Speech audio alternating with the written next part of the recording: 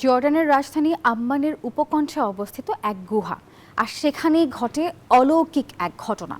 গভীর নিদ্রায় তলিয়ে যান 7 যুবক এবং ঘুমিয়ে থাকেন পুরো 309 বছর। আম্মানের আল রাজিব গ্রামে আসহাবে কাহাফের গুহাটি কাহাফ আর রকিম নামে পরিচিত। প্রতিদিন প্রবাসী বাংলাদেশিরা আহলে কাহাফের নিদর্শন দেখতে আসেন।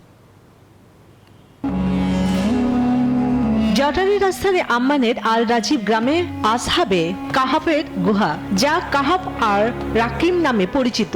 এটি একটি ঐতিহাসিক ও ধর্মীয় স্থান। এখানে 7 যুবক ধর্মীয় নিপীড়ন থেকে বাঁচতে গুহায় আশ্রয় নিয়েছিলেন বলে বিশ্বাস করা হয়। আল্লাহর ইচ্ছায় তারা পালিয়েই আশ্রয় নেন ওই গুহায়।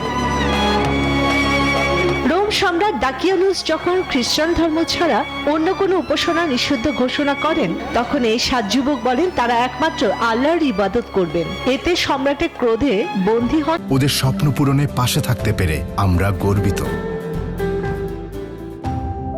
এবং কঠোর বিচারের মুখে পড়েন, কিন্তু তারা পালিয়ে আশ্রয় নেন রাজধানীর উপকণ্ঠে অবস্থিত একটি গুহায়। সেখানেই ঘটে অলৌকিক এক ঘটনা।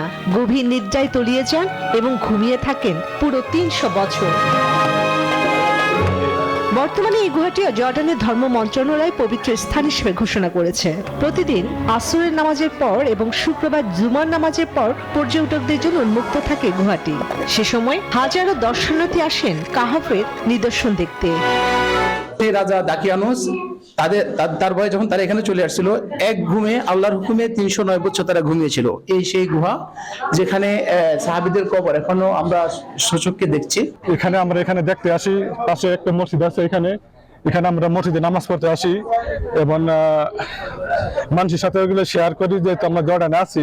যদিও বিশ্বের আরো 5টি দেশে আহলে কাহাফের গুহার দাবি করা হয়, তবুও জর্ডানের এই গুহাকেই সত্য ও প্রামাণ্য বলে ঘোষণা দিয়েছে দেশটির সরকার।